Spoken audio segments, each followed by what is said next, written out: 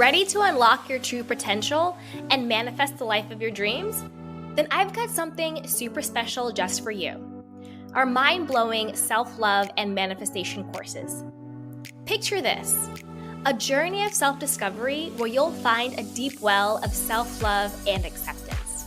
Say goodbye to self-doubt and hello to unshakable confidence.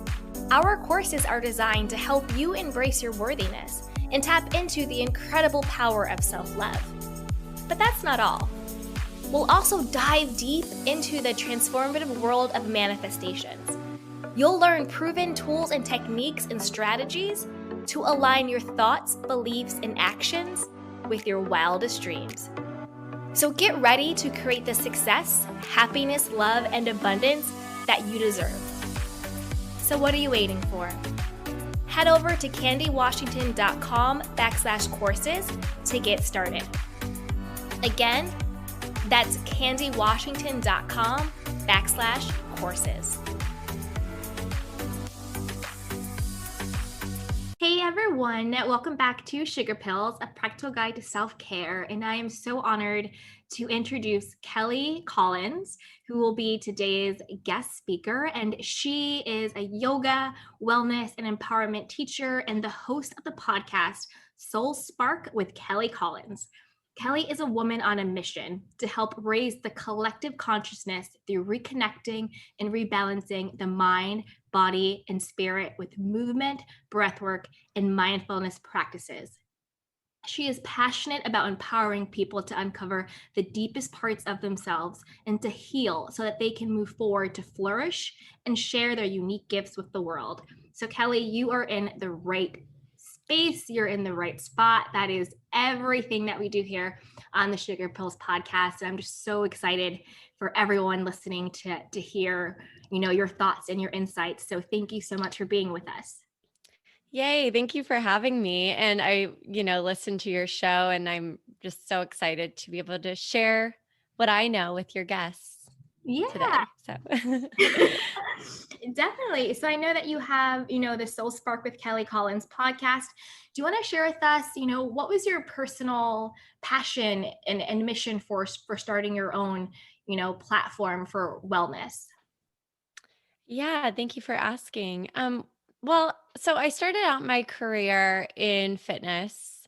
While I was in college getting my degree in kinesiology, I started personal training and teaching group fitness and all of that. And long story short, I dove into yoga about 7 or so years into that career because I just felt that there was a missing piece.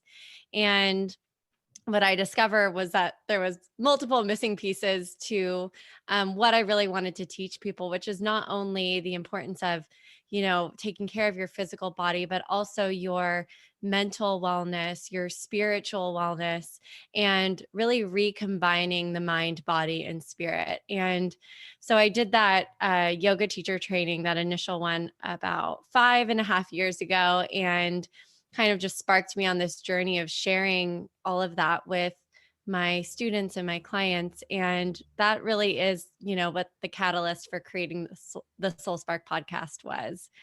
Just teaching people and spreading this message as far as I possibly can.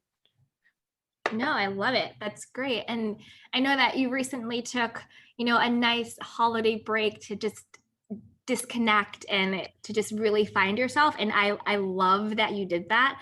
I know, like me in the past, I used to really, struggle with just taking time for myself or just slowing down in general.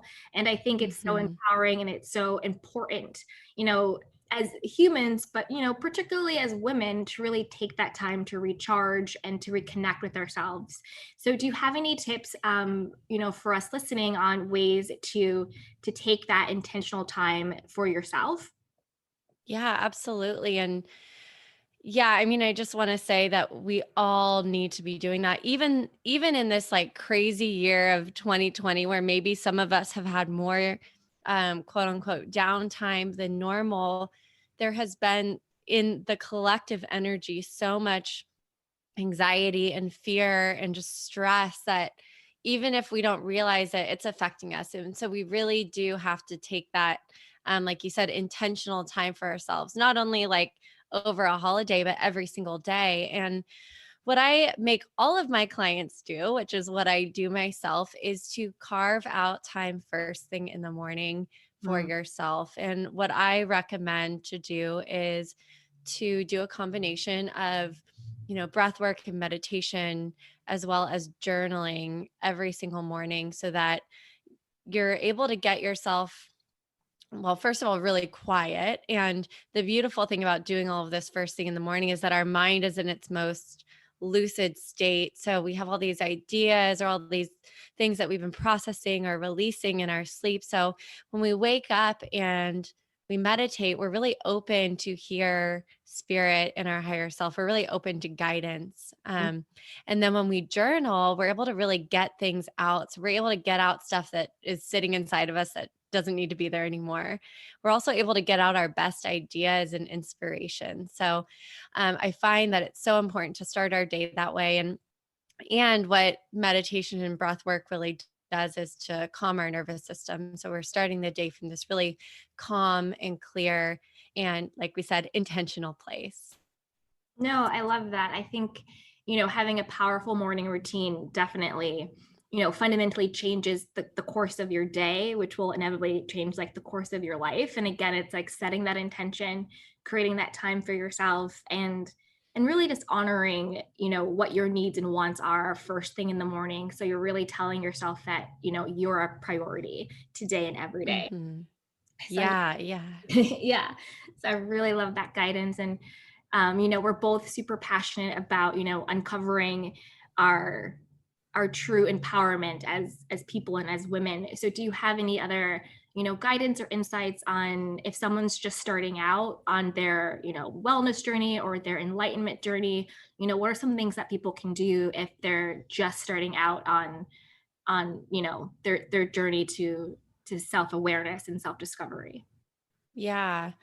Um, those practices I just mentioned are so, so important, but I really think that journaling can help us to really start to cultivate awareness. And the beautiful thing about cultivating awareness is that we don't even really have to try, but we're going to start to change our lives in small ways. And, if you look back 5 years from now, if you've been on a journey like this, you'll Mhm. see like how much you've probably changed. So if you're first starting out, just know that you need to be really patient with yourself and loving and accepting. And like I said, I really strongly believe in journaling. I'll say it a million times. What I like to recommend to people to do is stream of consciousness journaling. So just give yourself like 2 pages and just write out, whatever is coming to your mind. And you can literally write, I have nothing to say, my hand hurts, whatever, but you're going to start to notice things coming up. You're going to start to notice different patterns in what comes up when you journal, different limiting beliefs. And from that, just little nugget of awareness that you're going to find, you're going to start to feel inspired to take action. And it can go really slow, it can go fast. It's different for everybody. It depends on where you're at in your life, what you're really ready for. Um, but yeah, journaling and just creating that awareness there is a huge piece. I also want to say that, there's so much free content like this online. And when it comes to changing our patterns and our mindset and all of that, the more we fill our minds up with things and information that are going to help us on the path of whatever we're trying to work on, and the more we fill ourselves up with that, the easier it's going to be to do it. So rather than, if you realize you have this, let me think. If you have like a limiting belief with self-worth, like I'm not worthy enough or I'm unlovable, then start to fill your time and your mind with different podcasts or YouTube videos or whatever on stuff of self-love and self-acceptance and self-care, like this podcast, right? Um, and that way, instead of focusing on taking out the negative, instead we're focusing on bringing in the positive, and slowly but surely those positive habits and thoughts and patterns will replace the negative ones. Also a really huge thing that I love, and actually which was a big piece in my um growth, because I, before I learned all this stuff, had a really big problem with uh, self-deprecating talk and limiting beliefs around not feeling, like I said, worthy or lovable. What really helped me to start to work through those was mantra. And Candy, I don't know if you've worked with mantra a lot. Have you? Yeah, I definitely have done different mantras and different affirmations, but what really came up for me listening to you talk was I loved that you brought up inspired action. So for me, with inspired action, I love coupling journaling, like you said, like that's like a no-brainer. You have to be journaling. But I also like to couple that with meditation, with a question that I ask myself, or Mm, just something that I like want a resolve towards. So like say if, I'm like, oh, how can I attract more, intentional people to my podcast, or how can I do X, Y, and Z, or like whatever, challenges that you're facing. I like to just ask myself that question, get really silent for like 3 minutes and just really still for 5 minutes. And then I just let a loving voice like come to me. Like, in what ways mm, can I do X? And what ways can I do, Y? And what ways can I do Z? And then I'll, take out that journal, set my timer for like 15 minutes. And like you said, I just let it flow. So that's really how I create that inspired action that you were talking about, which is so mhm, like perfect and powerful and meaningful. Is I ask a specific question that I really want guidance on, and then I just say, a loving voice, speak to me. And then I don't self edit and I don't judge. I'm not like, oh, that's way too big, I could never pitch that person, or this will never happen for me. No, it could be the biggest thing in the world. It could be like, oh, you're going to be on Super Soul Sunday with Oprah, you need to talk to this person, like whatever it is. I don't self edit and I don't judge. I just let it flow. And then I look at what I've written, and whatever resonates the most with me, that is the specific inspired action I'm going to take that day. So I love that you brought up, taking that inspired action and making sure to journal. And I also love how you said to be patient with yourself and to go at your own pace. I know sometimes journaling or even meditating, or even like yoga and stuff, or pilates or anything like that, can be overwhelming. Someone's like, I can't sit for 5 minutes with my own thoughts. I can't bend my body like that. But start with 30 seconds a day, and then build up to 60 seconds a day. Start with like the downward dog, if that's what it is. mhm. With the like stream of consciousness. So I love that you really talked about the inspired action. And I also love that you talked about going at your own pace and really being gentle with yourself. And so those are really some great insights. Yeah, thank you. And I love what you said, because it just reminds us that there's, first of all, so many ways to meditate, so many ways to journal, so many ways to do breath work or to move your body.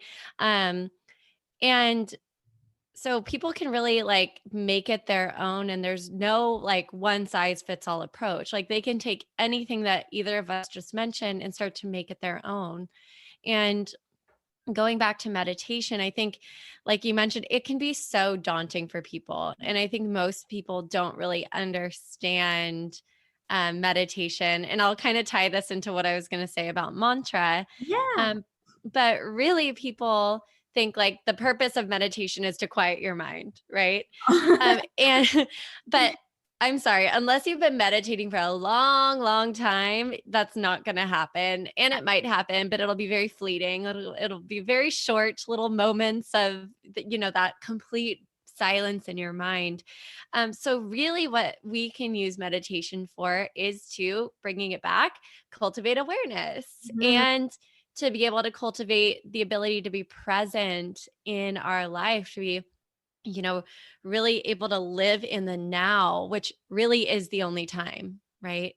We're Mhm. always living for the future, what we have to do in the future, what we want to create. We're also always living in the past. A lot of people, like mulling over what happened and regrets and all of that. But if we can learn to be now, it's like the most beautiful gift we can give to ourselves and to those who are around us. Um, so meditation, really, we can use it to be present and to cultivate that awareness like we talked about. So there's so many ways to do it. We can, ask a question like you just said, Candy, or we can set an intention. And I like to set an intention in the form of a mantra. So this is bringing it kind of back, but for any limiting beliefs that I know that I have that I need to be working through at that time, what I'll do is I'll create a mantra that is kind of the opposite of that belief. So, for example, keeping it really simple. If I'm feeling really unlovable and just, struggling with that in my life, and I realize that, I can just use the mantra, I am love, or I am lovable, or any other variation of that. And I can take that mantra into my meditation with me and sync it with my breath. So as I'm inhaling, I'm thinking I am, and as I'm exhaling, lovable. So Mm. then just repeating that for the 5-10 minutes you've set for your timer, and it gives you this point of focus to help you to stay present. And then what we do is when we notice our mind wandering, we just notice it. And then we just, without judging it, we acknowledge it, and then we can let it go. And so that can be a way that we meditate. We can also just meditate by doing a breath awareness, like following our inhales and exhales and saying inhale as we breathe in and exhale as we breathe out. We can also do breath work for our meditation. Like there's so many ways to do it. I could go on and on. Um, but I hope that just kind of gives the audience, you guys, some ideas of ways that you can do it. And it's different for everybody, you No, know? no, that's great. I think it's such a great point that it is different for everyone, and there's no, wrong or right way to do it. It's just really being in tune with what is really resonating with you and what's really effective, for you. And I think that's a really strong point. And I wanted to circle back to another point that you made that I thought is also very powerful. It's like being mindful of the content that you consume. I think that's such a great point. It's Mm. because yes, you want to shut out the negative, but also be intentional about bringing in the positive and allowing even like those like little negative triggers to still be like teachable moments and like around the awareness. So it's, well, why does this person's Instagram account bother me so much? Like, what is it actually making me feel? And like letting those little triggers really awaken us to what are the things that we still need to maybe work on in ourselves. And then also just, negative content, just get it out and be mindful to bring in the Mhm. positive. So I think that's another really great insight, Yeah. is really being mindful of the content you consume, and then also like the people you surround yourself with.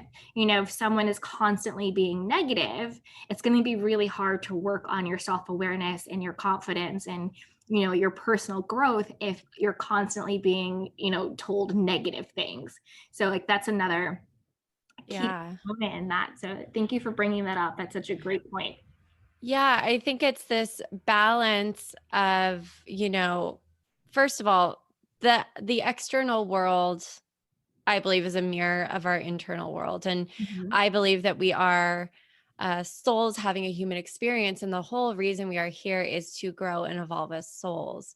So when we experience difficult situations or people in our life, if we can learn to look at it as, like you said, like, why is this triggering me?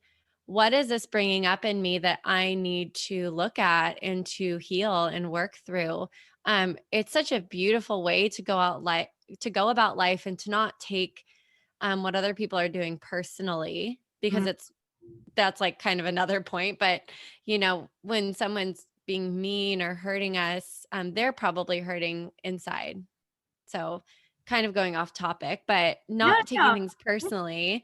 Yeah. And just realizing, like, what's the lesson in this for me? Okay.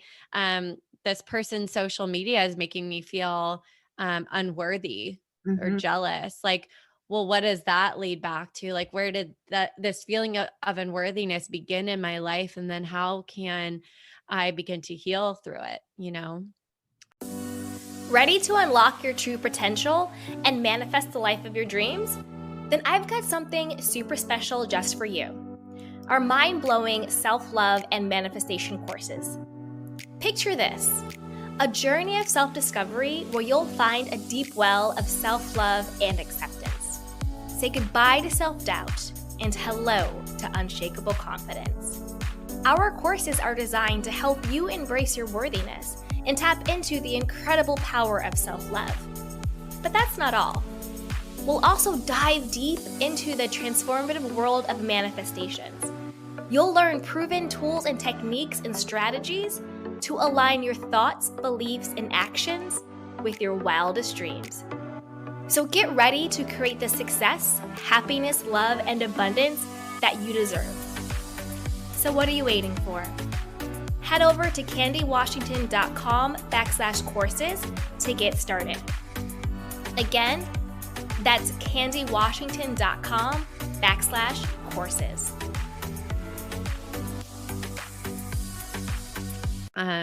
Exactly. Yeah. Yeah. So it's that balance between that and then also setting boundaries and not letting people step all over us and treat us like crap and bring down our energy.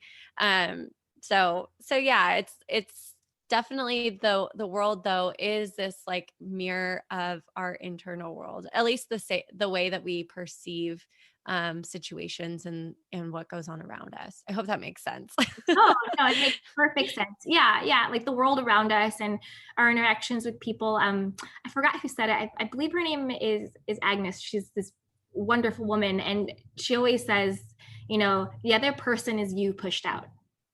So whatever you're experiencing or whatever your perspective is, it's just you mirroring your back to yourself. Yeah. And I think that's so again, powerful and profound because it's true. It's like I'm having this experience, but it's really just the way in which I choose to perceive this is how I'm going to actually experience it. So it's like you said, someone can be being like mean to me. It's me pushed out. So am I going to internalize what they're saying and say, therefore I am unworthy? Or am I going to, push out, what, that's really about them and I'm not taking this on. So regardless of what someone does, you are the only person who has the power to actually dictate what your experience of that person is. And so I think that's really something to work on and think about with, all the work that, we both do, particularly with the yoga and the breath work and the meditations and the journal. It's really getting that awareness of the only person who has the power to dictate this experience is me. Yes. Yeah. You tie that together so beautifully. No. Yeah. That's exactly that's, the essence of the work that we do is really getting back to self and really getting back that empowerment of I'm not a victim. This isn't happening to me, but everything is happening for me. And every experience is exactly like you said, it's an experience for my soul to grow and to expand. And so when you really have that perspective about everything, even if something doesn't come out the way you think it should, that all that comes to pass is always for my greatest good. So that something will come out. That's one of my mantras. Is always for my greatest good. So regardless of what it may look like, I know it's going to end up, in service of my highest self. And I think that's a really empowering perspective to have going into any situation. Yeah, you're taking back your power when you choose to have that perspective. And yeah, I like to always one of my mantras is what's happening for me. Even when I'm in those really challenging times of life or challenging situations with people, it's it's happening for me to teach me how to evolve into my soul's highest evolvement, So you tied that together so good. Definitely. Go ahead. Yeah. Oh, well, I was just going to say with that, it's obviously we're still going to get triggered. And even when we have that perspective, it can still make things hard, but when you do, it does in general start to make difficult situations easier. But going back to that, it's just it's okay to feel upset, and it's important to feel all of the emotions that come with challenging situations and feeling hurt and upset about things. Like, you're allowed to feel them, and you need to feel them and process them and then release them in a healthy manner, so that you can continue to, feel joyful and empowered and vibrate high and go through your life in that way. Absolutely. I mean, I think that's where the actual power lies, is saying, yes, I am a spirit, I am a soul having this human experience. So therefore, I choose to experience the full spectrum of my humanity. And that means feeling angry, upset, hurt, rejected, embarrassed, but also means feeling, love and lust and happiness and joy. So it's the full spectrum of humanity that, our spirit gets to experience. Like, that's why we're here. And it's really remembering that, because a lot of, our suffering, our depression, our anxiety, our feeling of unworthiness is because we're trying to deny something that inherently makes us human, because we have the false belief that that somehow makes us broken or unworthy or unlovable. But that's not true. Like, we all deserve to feel everything that we feel, and our feelings are valid. It's just navigating those feelings and emotions in a healthy way.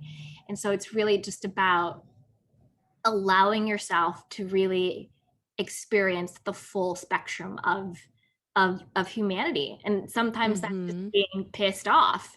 Like, I'm a human being right now, I'm just pissed off, and it is what it is.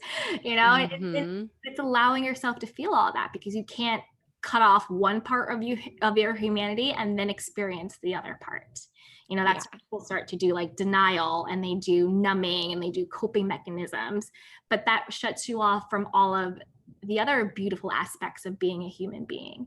So it's really just allowing yourself to feel everything, and knowing that you're not going to be consumed by your emotions or feelings. It's like a wave. You're going to feel them, they're going to come and go, but you have your feelings, your feelings don't have you. It's trusting yourself enough to know that regardless of how you feel, you're still in control, and you still have it, and just acknowledging those feelings.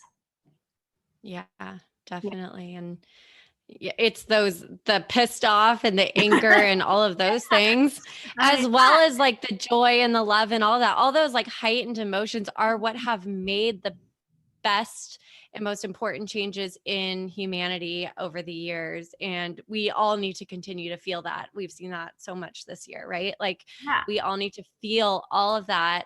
And then, but it's emotional intelligence, right? Like, again, that awareness, like, okay, I'm feeling this. How can I like allow myself to feel it, process it, and then to do something productive with it? And we can really like release those emotions by being productive about it. And that's, I think, like, where that inspired action comes into to play, and just sitting and being really like quiet and allowing yourself to get clear, so you know how you can move forward in that productive way that's actually going to like take the situation and make things better or move things in the right direction. Exactly. That's how you don't stay stuck.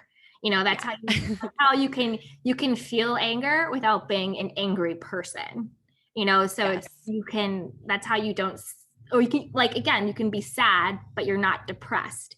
So it's, you don't stay stuck in those emotions, because really what those big emotions are here, they're just here to tell us something.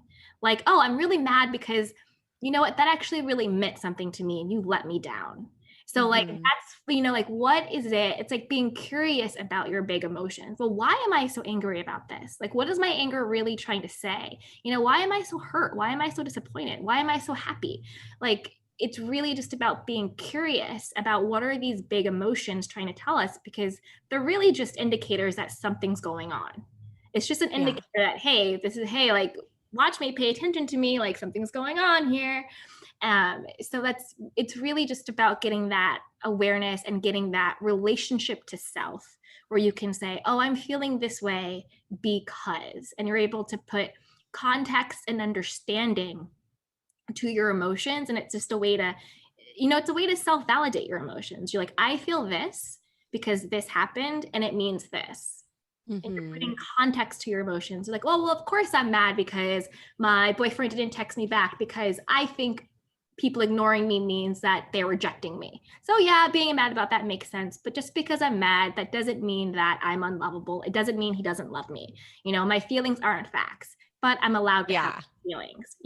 So it's getting that understanding and the context and also that grace to yourself.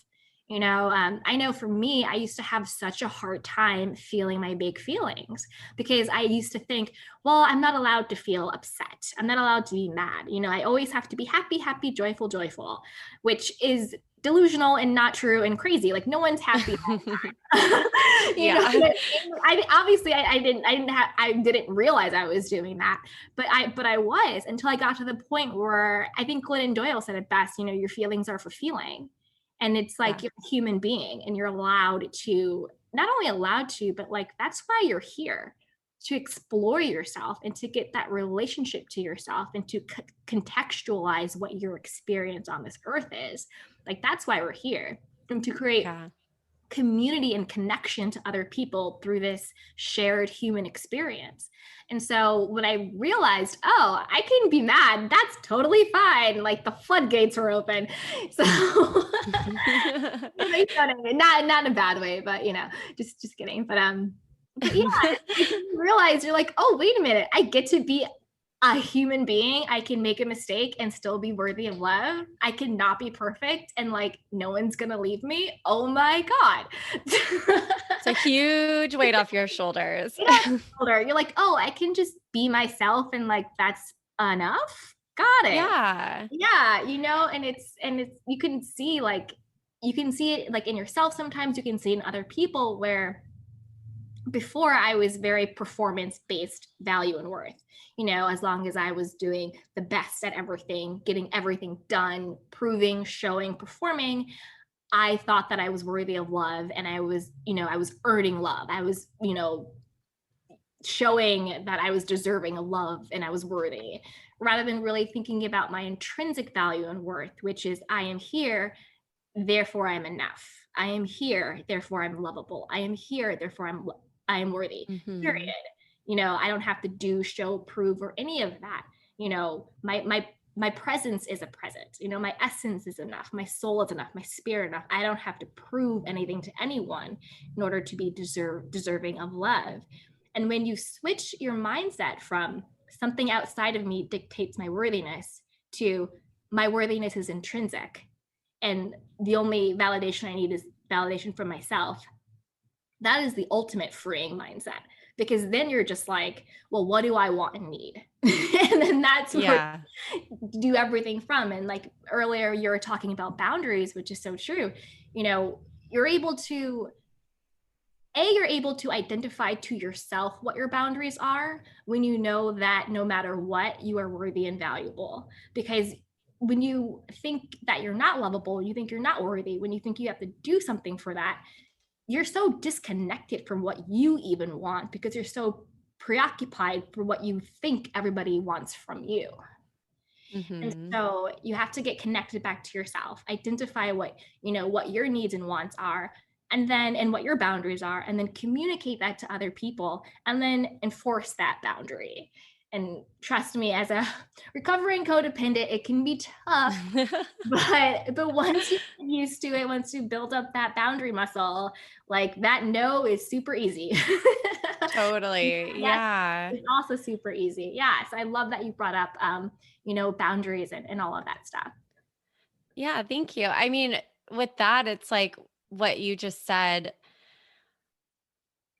What I do with my coaching is I help people to get really clear on what they want and to like understand what their purpose is in life so that they could actually feel fulfilled. And one of the first steps to, working in that direction is to getting clear on what you want is to realize where I like to say, are shoulding on yourself, like where you're just doing things in your life because that's what you've been told you should be doing by your parents or whoever raised you, by society, by the media, And that's where once we realize where we're just doing things that we don't even actually want to be doing, we can start to like put up those boundaries. Because if you're constantly filling your time with things that aren't filling you up, there's no room for the things that do fill you up, which are the key to knowing your purpose, right? Like what fills you up, what lights you up, what brings you joy is the key to feeling purposeful and intentional and fulfilled in your life. So yeah, just those boundaries are so, so, so important. But the first thing you need to do is to look at where in your life you're constantly doing things that you don't want to be doing and that are making you miserable.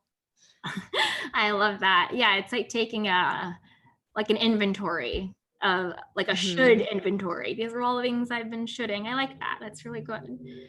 Yeah. And, I still do it. I still find myself doing it. But again, going back to that awareness, it's like the more you realize you're doing it, the more you're like, why am I doing this? Like, I don't need to be doing this. And if the people that you're surrounding yourself with love you and support you, they'll understand when you say, hey, I need to like take this time for myself rather than going to do that thing with you. Not that many people are doing things these days anyway, but once we get back into the swing of things, that will be a real issue again. And I think one of the silver linings of the whole COVID situation this year is it did make us slow down. And so many people have switched careers and decided they wanted to move and all of these things because they realized like, I don't ever want to go back to doing that. And that's a beautiful thing.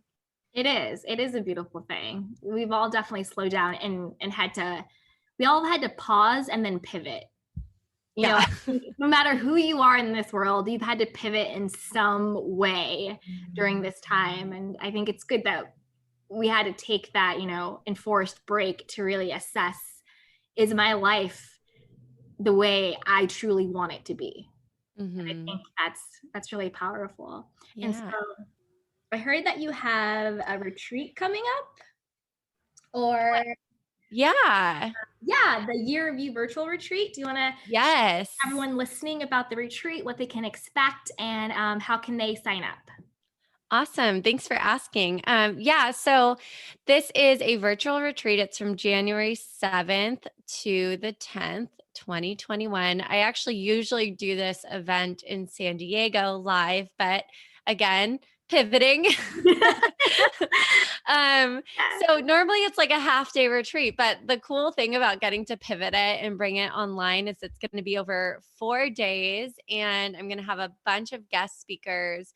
So it's going to be a cool combination of pre-recorded like interviews and speeches and workshops, as well as a few live workshops and like yoga practices and workouts and all of that throughout the 4 days. So really the purpose of this event is to help you make the next year, this year will be 2021, the year of you. And what year of you actually means is a year where you're stepping into your authentic empowerment. So that doesn't mean it's going to be easy or like all like rainbows and butterflies, but what it means is you're getting aware on where you need to do the healing. Then you're working to do that healing.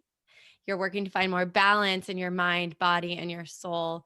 And then you're taking inspired action to really manifest what you want to bring in, what your soul is calling you to bring in, right? So over the 4 days, we're going to have a different topic each day. We're going to do awareness, healing, balance, and inspired action. And each of those days is just going to help you to step into each of those pieces so that you can go into the year really clear on who you are, what you need to do to get into that space of authentic empowerment, and to just give you all the tools that you need to go after what you want in 2021. So you guys can sign up by going to my website. It's kellycollinswellness.com. If you go to the events tab, it just drops down and it says Year of You 2021 virtual retreat. And maybe Candy, you can put it in the show notes for them. I'll definitely put it in the show notes. And I'd love to have you guys. It's all of the guest speakers are going to be giving away freebies, and we're going to have a big giveaway, and it's going to be really fun. I'm so excited. And I love that you want to kick off the new year from a place of empowerment rather than victimhood, because I feel like 2020 people feel like it happened to them. And that's exactly what we've been talking about. Nothing happened to you. It all happened for you. So it's really, reclaiming that power of like, this is the year of you. I love that. And then is there also a Soul Spark Academy group program in February? Yeah. So I have my Soul Spark coaching program. It's one-on-one right now, but I'm launching my first Soul Spark Academy group program in February. So if you guys are interested in that, you can, again, head to my website, kellycollinswellness.com. And if you go to programs, it'll be right under that tab. And it's just going to be a really amazing group of women. It's 3 months long, and we basically kind of go through all the things that we talked about today in integrating spiritual wellness tools into your life to get really empowered. And so you can figure out what your purpose is, take control of your life, and consciously create the life that you deserve and that you desire. Oh, I love that. And again, I will have all of those links in the show notes for you guys. So thank you so much, Kelly. This has been such an inspiring time with you. And I'm just really happy that you're able to share your insights with us so we can be our best, highest versions of ourselves going into the new year. Yes. Thank you so much for having me. This was an honor. You too. I'll talk to you soon. Ready to unlock your true potential and manifest the life of your dreams? Then I've got something super special just for you. Our mind-blowing self-love and manifestation courses. Picture this, a journey of self-discovery where you'll find a deep well of self-love and acceptance. Say goodbye to self-doubt and hello to unshakable confidence. Our courses are designed to help you embrace your worthiness and tap into the incredible power of self-love. But that's not all. We'll also dive deep into the transformative world of manifestations. You'll learn proven tools and techniques and strategies to align your thoughts, beliefs, and actions with your wildest dreams. So get ready to create the success, happiness, love, and abundance that you deserve. So what are you waiting for? Head over to candywashington.com/courses to get started. Again, that's candywashington.com/courses.